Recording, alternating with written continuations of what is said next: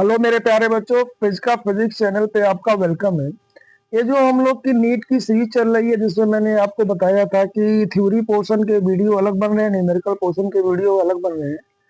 उसी में ये थ्योरेटिकल वीडियो है और ये पोटेंशियल एनर्जी की बात कर रहे हैं। पोटेंशियल एनर्जी बहुत इंपॉर्टेंट टॉपिक होता है। जैसे पोटेंशियल एनर्जी की बात करो, किसी से पूछो पोटेंशियल एनर्जी क्या होता है तो स्टूडेंट तुरंत बोलता है mgh।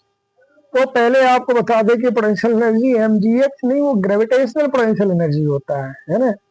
पहले आप पोटेंशियल एनर्जी को थोड़ा फील करें, है ना। ये बहुत इंपॉर्टेंट पॉइंट है, पोटेंशियल एनर्जी। पोटेंशियल एनर्जी क्या होती है? It is the relative quantity. सबसे पहले तो ये रिलेटिव क्वांटिटी होता है and it is defined only for conservative force, और केवल एक कंजर्वेटिव फोर्स के लिए डिफाइंड होता है।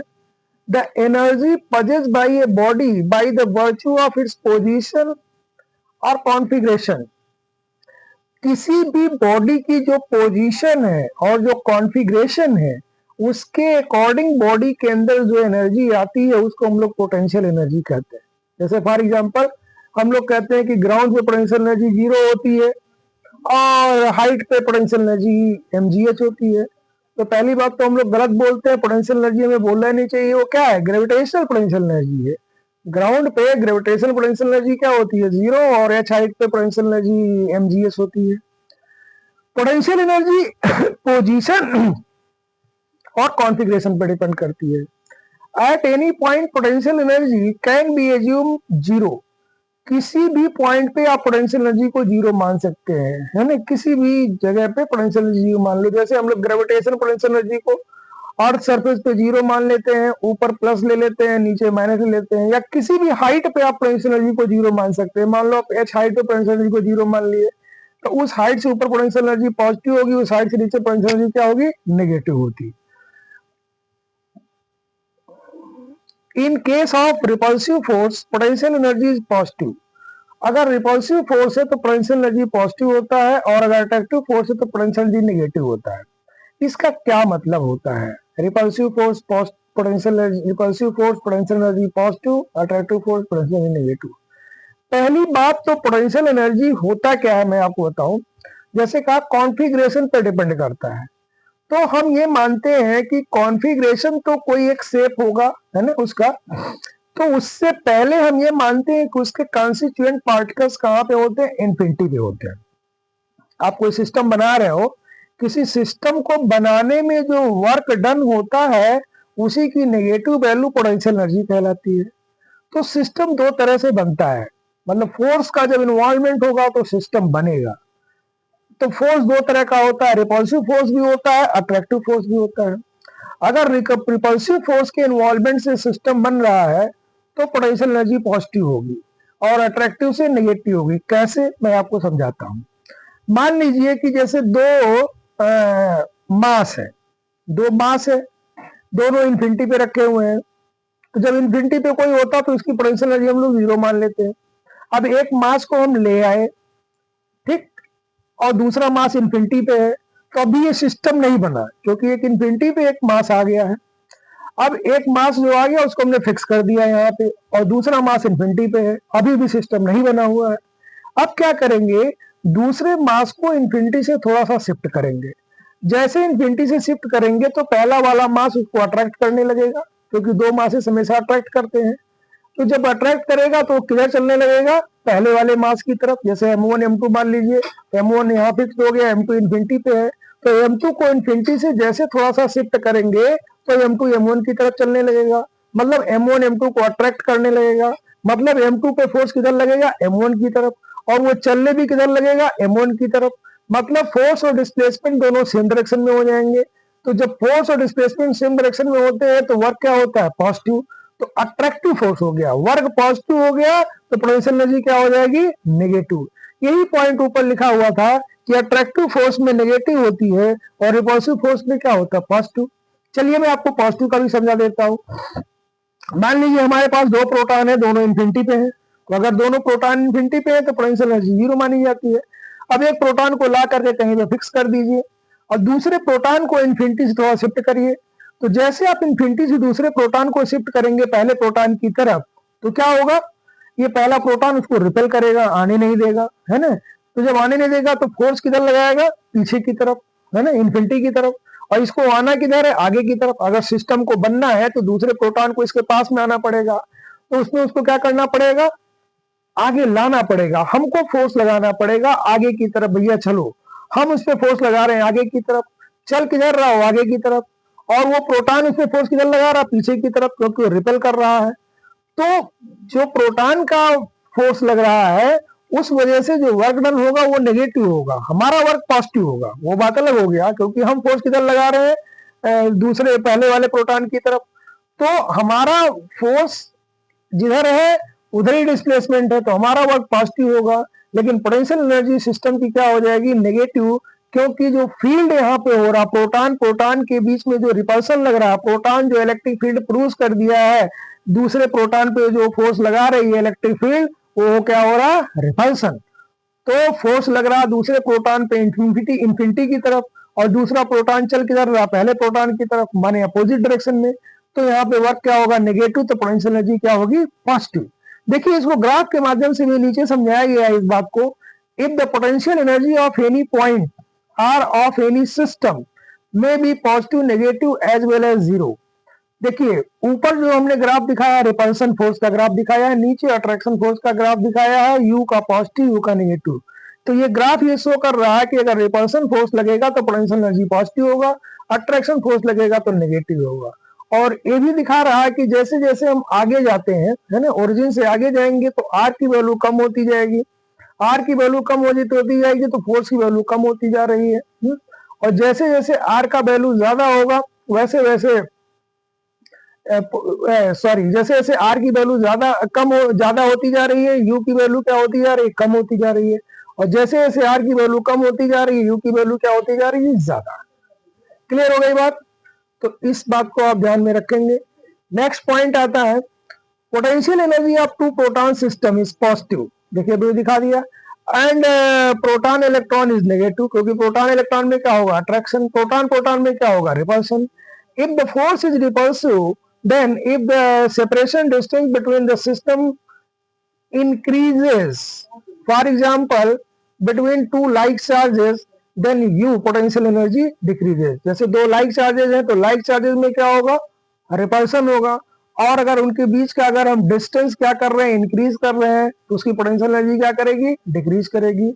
But if the force is attractive, for example the force between two masses, if the separation distance between them increases then potential energy decreases, है ना। तो डेल्टा यू की बात कर लीजिए और समझा दो इसको जरा एक बार समझ लीजिए। क्या क्या रहा, रिपल्सिव फोर्स अगर है, फोर्स क्या है, रिपल्सिव, और डिस्टेंस को हम इंक्रीज करेंगे तो पोटेंशियल एनर्जी डिक्रीज करेगी। कैसे भाई, जरा समझिएगा। अगर फोर्स रिपल्सिव है तो अभी हमने आपको बताया है कि वर्क डन क्या होगा, नेगेटिव, और पोटेंशियल एनर्जी क्या होगा, पॉजिटिव।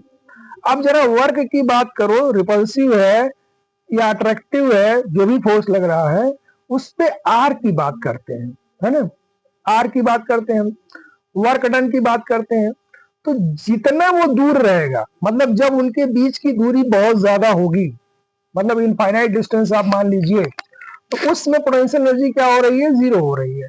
पर जैसे जैसे वो पास आ रहा, जैसे जैसे वो क्या कर रहा, पास आ रहा है, तो उस सिस्टम की पोटेंशियल एनर्जी क्या कर रही है, डिक्रीज कर रही है।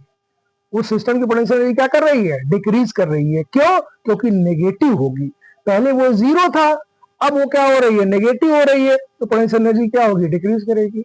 अट्रैक्टिव फोर्स में हमने क्या बताया, पोटेंशियल एनर्जी क्या होगा, पॉजिटिव। तो पहले क्या था, जीरो, अब क्या हो रहा, पॉजिटिव। तो जीरो से पॉजिटिव होने का मतलब क्या करना है, इंक्रीज करना।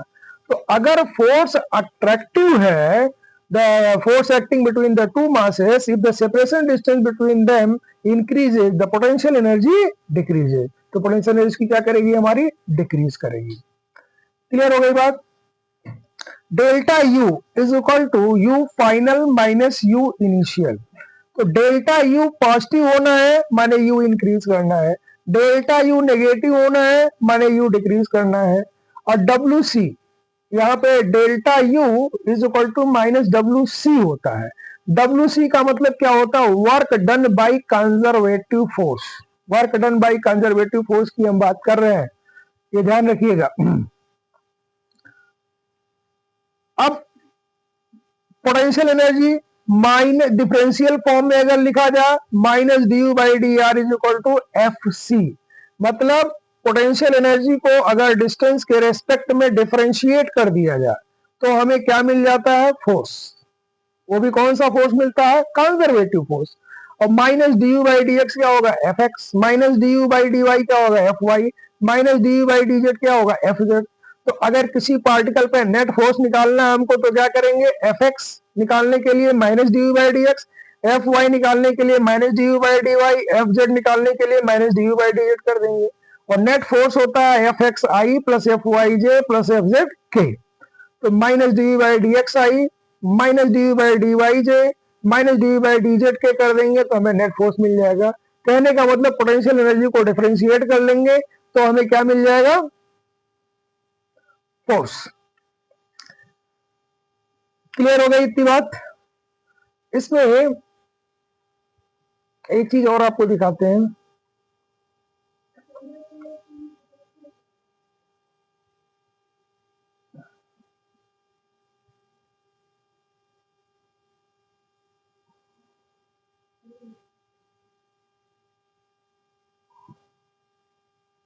एक ग्राफ आपको दिखाते हैं।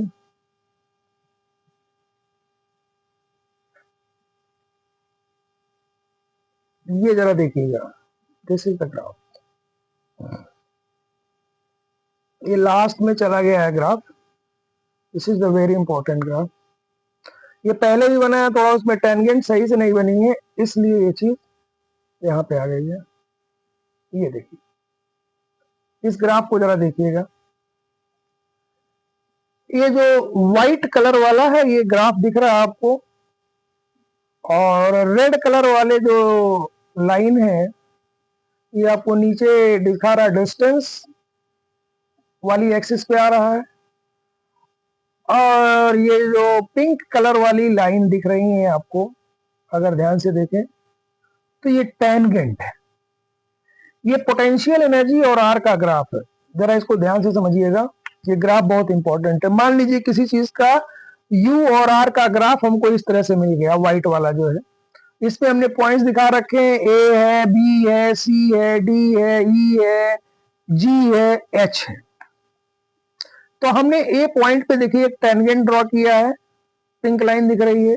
बी पे तो रेड से ही टेंजेंट दिख रहा है, सी पे टेंजेंट दिख रहा है, डी पे टेंजेंट दिख रहा है, ई पे टेंजेंट दिख रहा है, और जी पे टेंजेंट दिख रहा है।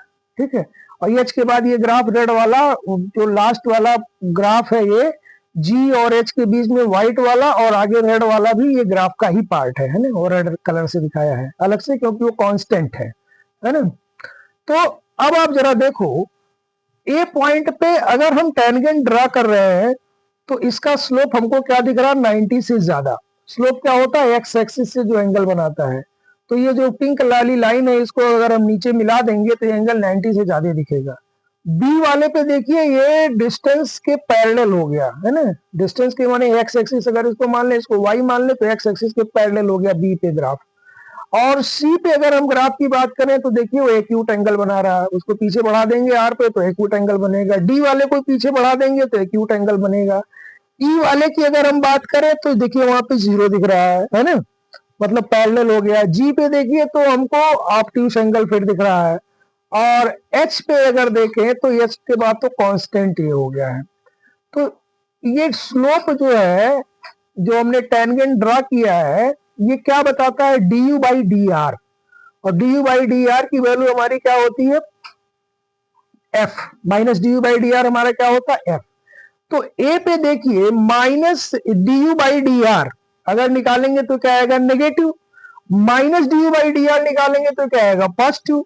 तो एफ क्या होता है? Minus d you by d are, इसका मतलब एफ क्या होगा? पॉजिटिव। तो ये पॉइंट के नीचे जो लाइन एफ दिख रहा है हमको, हमने इसको राइट में दिखाया। राइट माने पॉजिटिव, फोर्स माने पॉजिटिव, राइट डायरेक्शन का फोर्स है। बी पे तो फोर्स जीरो हो गया क्योंकि ये टेंजेंट पैरेलल हो गई, इसका स्लोप जीरो हो गया।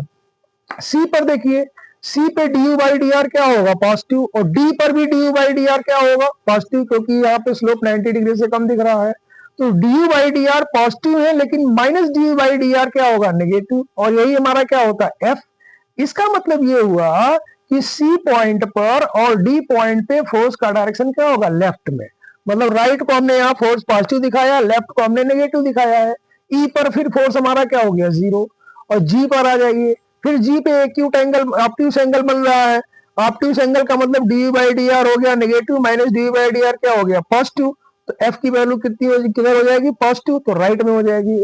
और एच के बाद तो ये कांस्टेंट हो गया, इस पे टेंजेंट ड्रा करेंगे तो भी पैरेलल मिलेगी हर पॉइंट पे, है ना। एच पे, एच के आगे पीछे जो भी दिखाए, तो एफ बराबर क्या हो गया, 0। तो इस ग्राफ को हमने देखा, है ना। और ये जो minus d you by d r की वैल्यू आ रही है, या जो फोर्स की वैल्यू आ रही है पॉजिटिव आ रही है, फोर्स की वैल्यू नेगेटिव आ रही है, फोर्स की वैल्यू 0 आ रही है, तो इससे हम क्या कंक्लूजन ड्रॉ करते हैं, इससे हम लोग कंक्लूजन ये ड्रॉ करते हैं, देखिए इन सारे पॉइंट्स का कंक्लूजन ड्रॉ कर रहे हैं। एक्चुअली उसमें डायग्राम गड़बड़ बना था, इसलिए आगे आना पड़ा मेरे को। ये सब एनसीईआरटी की क्वेश्चन है, इसके बाद एनसीईआरटी के सोल्यूशन आपको मिलने वाले हैं इस टॉपिक के, है ना। देखिए एनसीईआरटी पॉइंट्स लिखा हुआ, सब एनसीईआरटी के भी को सारी चीज का इसका सोल्यूशन बन के रखा हुआ है। यही ग्राफ था, इसमें एक दो जगह टेंजेंट डालने में थोड़ा सा गड़बड़ लग रहा था, है ना, इसलिए हमने इस ग्राफ को फिर से बना दिया था। जैसे ए पर देखिए वो कई पॉइंट पे टच कर रहा है, टेंजेंट का मतलब एक पॉइंट पे टच करे, है ना। अब आप समझ भी सकते हो, ए पॉइंट पे टेंजेंट देखिए देख रहा है कई पॉइंट पे टच कर रहा है। टेंजेंट का मतलब होता है एक लाइन पे जो टच करे। तो ए पे एफ राइट में आ रहा था, बी पे 0 था, और सी पे हमारा एफ लेफ्ट में था, डी पर भी लेफ्ट में भी था, और ई पर 0 था, और एफ पे क्या था, राइट में, और एच पे क्या था, 0। तो ये हमारा ग्राफ इस तरह का है। बस खाली इसमें ग्राफ में यही एक दिक्कत था, ए पॉइंट पे देखिए लाइन कई जगह पे कट कर रही है, वो थोड़ा, और सी पर भी कई जगह कट कर रहा है, तो ड्रा करने में गड़बड़ हो गया था, तो मैंने फिर से इसका ग्राफ बना दिया आपके लिए। तो इस ग्राफ को देखिए, ये पोटेंशियल एनर्जी और आर का ग्राफ है, पोजीशन ऑफ द पार्टिकल का ग्राफ है। तो ये इसका क्या कंक्लूजन है, इस पॉइंट का दिखाते हैं। At point B E H slope is parallel to, parallel means du by dr is equal to f is equal to 0। Slope माने tan थीटा, tan 0 0, तो du by dr क्या हो गया, 0। तो बी ई एच पॉइंट देख लीजिए graph में, B ये है, ई ये है, एच ये है, इन तीन पॉइंट पे du by dr 0 है। du by dr 0 का मतलब f is equal to क्या हो गया, 0। At point A and G slope is negative means du by dr is negative, f is positive, क्योंकि f minus d by d r होता है। Means direction of force will be along positive x axis. इसका direction किस direction में होगा, x direction में। इसीलिए ए और जी पे देखिए जो फोर्स दिखाया जा रहा है, किधर दिखाया जा रहा है, राइट में। ए और जी पॉइंट ध्यान से देखो, ए और जी पॉइंट, ए पे राइट, जी पर राइट, तो ये दिखाया गया। At point C and D d you by d r is positive, so minus d by d r is negative, so F is the negative, means in the positive x direction of the force is along negative x direction। तो C और D पे जो ये direction दिखा रहा force का किधर, negative x direction में, क्योंकि minus d by d r की वैल्यू नेगेटिव आ रही है। At point E potential energy is maximum. देखिए ये पॉइंट E पे पोटेंशियल एनर्जी क्या दिखा रहा ग्राफ में, मैक्सिमम, और B पॉइंट पे पोटेंशियल एनर्जी क्या दिखा रहा, मिनिमम। ग्राफ से आप देख लो, सबसे ऊपर कौन है E, सबसे नीचे कौन है B। तो जब पोटेंशियल एनर्जी ज्यादा होता है तो सिस्टम अनस्टेबल होता है, अनस्टेबल, और डी बाई डी आर 0 होना चाहिए। तो इक्विलिब्रियम माने एफ 0 हो तो क्या होगा, इक्विलिब्रियम। जब जब एफ 0 होगा तो इक्विलिब्रियम में होगा। इसका मतलब ई पॉइंट पे ये इक्विलिब्रियम में है, क्योंकि डी बाई डी आर 0 है। चूंकि पोटेंशियल एनर्जी मैक्सिमम है, इसलिए अनस्टेबल इक्विलिब्रियम पोजीशन होगा। और पॉइंट बी की बात करें, पोटेंशियल एनर्जी मिनिमम है, तो ये क्या होगा, स्टेबल इक्विलिब्रियम पोजीशन होगा। तो बी ग्राफ पे जब पार्टिकल बी पे होगा तो स्टेबल इक्विलिब्रियम में होगा, और जब पार्टिकल ई पर होगा तो अनस्टेबल इक्विलिब्रियम पे होगा। At point H potential energy is constant, तो एच पे तो डी बाई डी आर यहाँ भी 0 हो गया, लेकिन इसके बाद पोटेंशियल एनर्जी कांस्टेंट हो जा रही है। और अगर पोटेंशियल एनर्जी कांस्टेंट हो जा रही है तो इसको बोलते हैं neutral equilibrium position. D by d are माने 0 माने एफ माने 0, तो इक्विलिब्रियम के लिए तो एफ 0 होना पड़ेगा। तो एफ 0 है तो इसका मतलब इक्विलिब्रियम हो गया। और पोटेंशियल एनर्जी कांस्टेंट हो गई तो ये क्या हो गया, न्यूट्रल इक्विलिब्रियम। तो ये ग्राफ भी आपके लिए बहुत इंपॉर्टेंट है। और इसके बाद हम लोग के पास आते हैं एनसीईआरटी के पॉइंट्स, ठीक है ना। तो ये थ्योरेटिकल ग्राफ था, थ्योरेटिकल पोर्शन था, जो मैंने एक वीडियो पोटेंशियल एनर्जी पे यहाँ पे बना करके दिखाया। यहां तक किसी को कोई कंफ्यूजन हो, इस ग्राफ में किसी को कोई कंफ्यूजन हो तो डिस्कस करिएगा। और मेरा नंबर 7668684891, इस पे आप कांटेक्ट कर सकते हो, कॉल कर सकते हो, मैसेज कर सकते हो। ओके, कोई डाउट हो तो चैनल पे जाके कमेंट्स भी कर सकते हो। Okay, thank you.